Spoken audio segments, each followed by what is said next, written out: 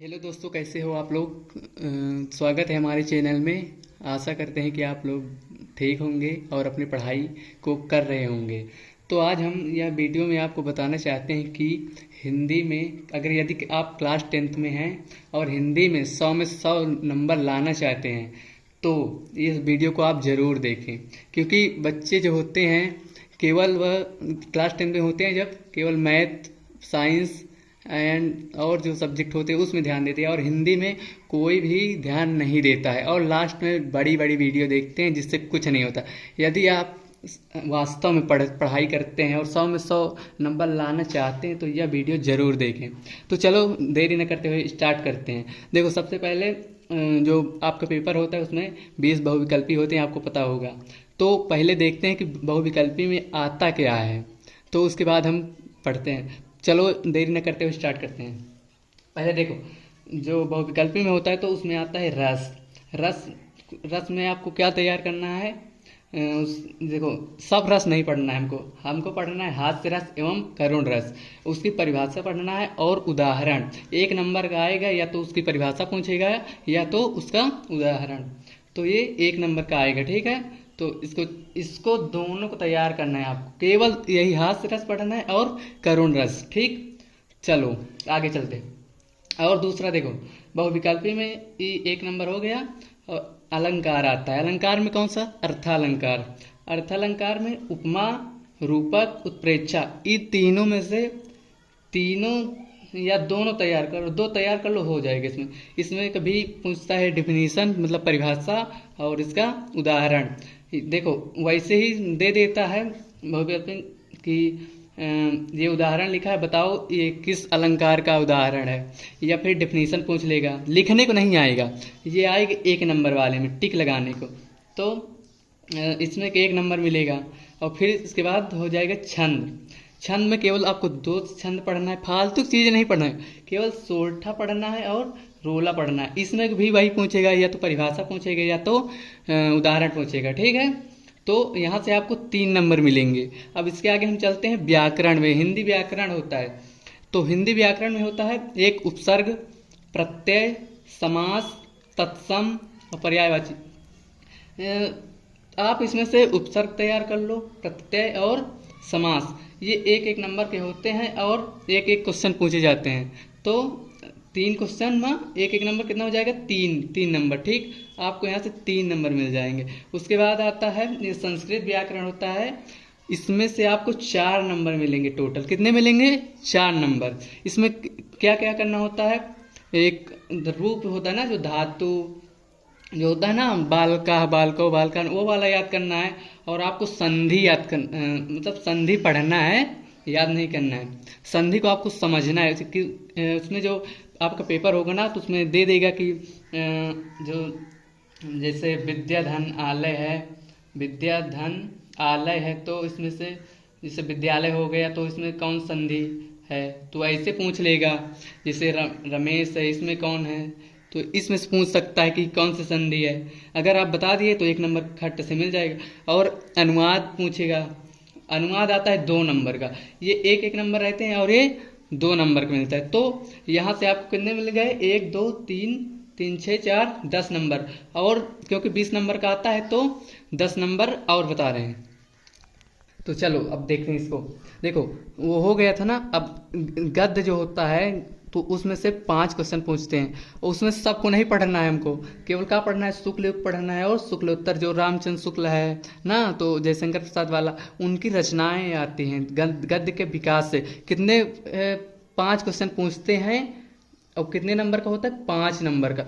तो ये आपको बहुत बहुत मतलब इम्पोर्टेंट है। इसको तैयार करना बहुत ज़रूरी है, क्योंकि देखो बहुत लड़के रहते हैं रचना वचना नहीं पढ़ते हैं, फिर वहाँ जाते हैं और आ जाते हैं तो फिर इसको छोड़ के चले जाते हैं। तो तुमको ये गलती नहीं करनी है।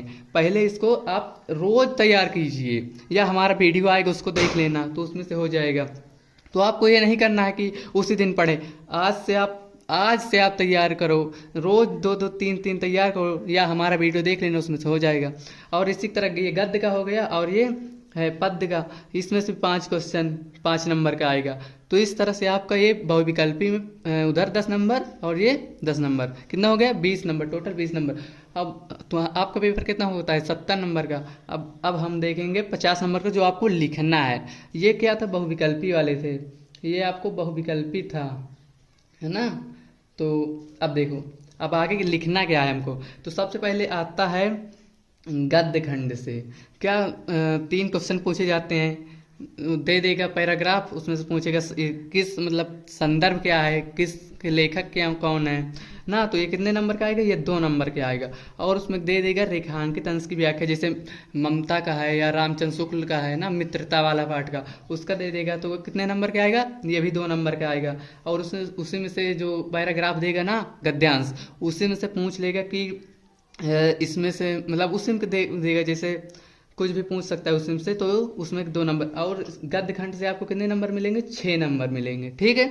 तो इसको आप एक एक रोज पढ़ लीजिए किताब उठाकर, ये तैयार हो जाएगा। और इसी तरह काव्य होता है ना, जो पीछे है, जो उसका है सूरदास का, तुलसीदास का, उसमें से आए, उसमें से भी 6 नंबर का क्वेश्चन आता है। थोड़ा पटाखा फूट रहा है ना, तो डिस्टर्ब हो तो ज़्यादा वो मत कीजिए। तो देखो आगे, काव्य हेतु से क्या आएगा, 6 नंबर के इसमें से भी आएगा। उसी तरह संदर्भ पूछेगा कि ये इसके कवि कौन है ना, ये किस पाठ से लिया गया है, तो उसे बोलते हैं संदर्भ। तो इसमें क्या लिखना होता है, जैसे प्रस्तुत गद्यांश है ना, हमारी पाठ्य पुस्तक हिंदी के इस पाठ से लिया गया है और इसके लेखक या कवि ये हैं। तो इसमें से अगर लिखेंगे तो आपको 1 नंबर मिलेगा, ठीक है। तो इसी तरह और व्याख्या दे देगा, है ना, व्याख्या दे देगा, तो उसमें से आपको 4 नंबर मिलेंगे। कितने नंबर मिलेंगे, 4 नंबर। और ये इसको आप तैयार कर लीजिए, है ना, पढ़ पढ़ के। इसमें से आपको 4 नंबर, इसको नहीं छोड़ना है, अरे किसी को नहीं छोड़ना है, ठीक है। हम वीडियो लाएंगे, उसमें से आप देखिए, और आपकी हिंदी की पूरी तैयारी हम करवाएंगे। और देखो अब आगे चलते हैं। देखो उसी में से एक पूछ लेगा, इसमें कौन से काव्य संदर्भ मतलब कौन सा रस है या छंद है, अलंकार है ना, तो इसमें से भी आपको 1 नंबर। तो इसमें से भी 6 नंबर, मतलब इसमें से भी 6 नंबर, इसमें से भी 6 नंबर, ठीक है। तो अब आगे चलते हैं। इसमें देखो लेखकों का जीवन परिचय। लेखक किसे कहते हैं, जो गद्य खंड के होते हैं उनको लेखक कहते हैं, और जो पद्य खंड के होते हैं उसे कवि कहते हैं। तो आपको देखो हम बता रहे हैं 3, इससे ज़्यादा आज तक पेपर में आया ही नहीं ना, और ना आएगा। अगर आप इसको तैयार कर लेते हैं तो रामचंद्र शुक्ल है, जयशंकर प्रसाद, रामधारी सिंह दिनकर, ये तो मोस्ट इम्पोर्टेंट। ये कोई ऐसा साल नहीं है जिसमें ना आया हो, 7 सेट बनते हैं, किसी न किसी में आ ही जाता है ये।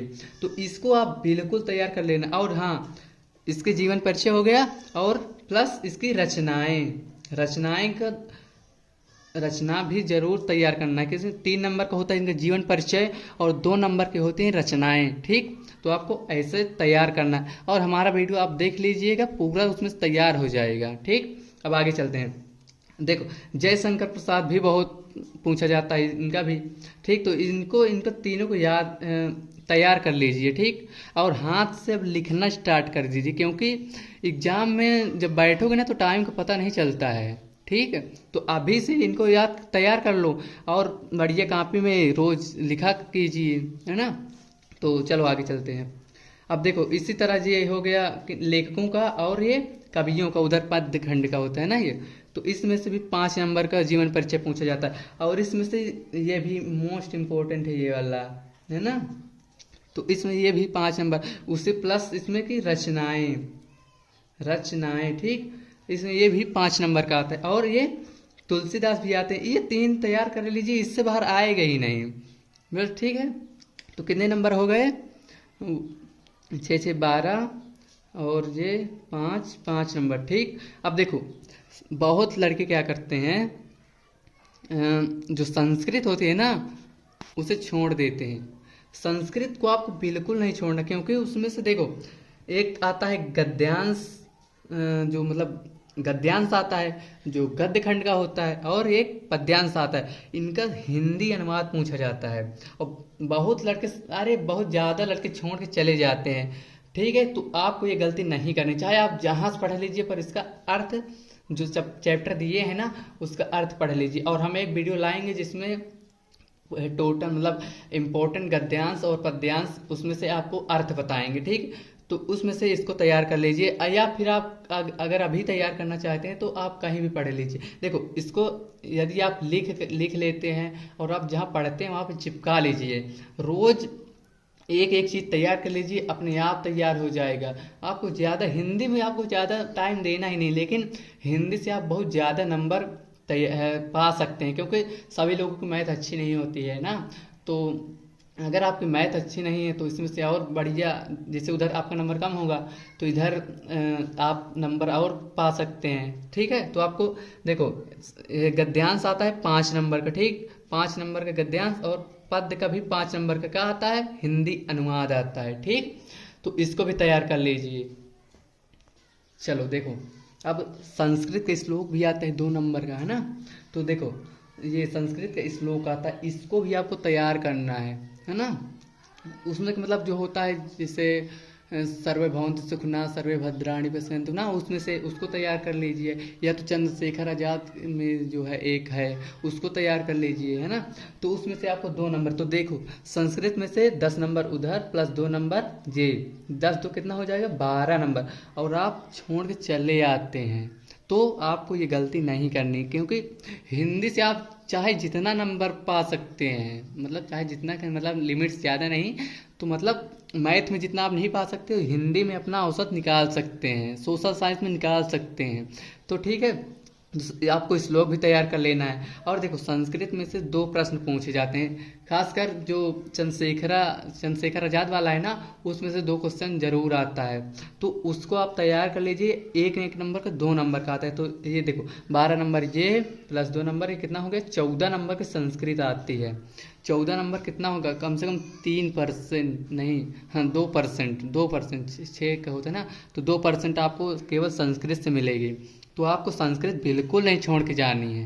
ठीक, फिर आगे चलते हैं। देखो और एक आता है पत्र लेखन, कि मतलब शिकायती पत्र की, मतलब वो छुट्टी के लिए स्कूल में प्रार्थना पत्र लिखो, या अपने मोहल्ले की सफाई के लिए गंदगी है ना तो उसको नगर पालिका को पत्र लिखो। ठीक, तो उसको कितना नंबर का आता है, ये 4 नंबर का आता है।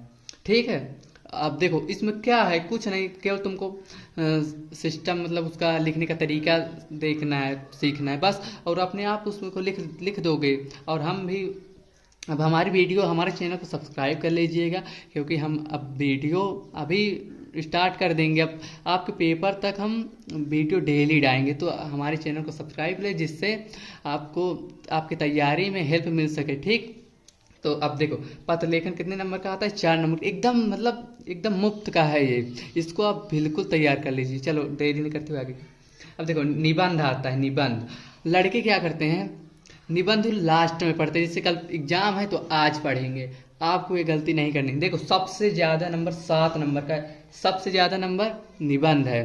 ठीक, तो आपको क्या करना है, पहले देखो सिलेक्ट कर लो, जैसे जनसंख्या वृद्धि पर सबसे ज़्यादा, अगर आपको ये वाला हर बार आता है, चाहे जौन सेट उठा के देख लीजिए, हर साल आता है ये वाला जनसंख्या वृद्धि। और इस समय देखो महिलाओं के लिए बहुत सशक्तिकरण वाला चल रहा है ना टाइम, तो ये वाला भी बहुत पूछा जा रहा है। और पर्यावरण भी आता है। तो अगर ये तीनों जो है ना निबंध, इनको आप बिल्कुल तैयार कर लीजिए।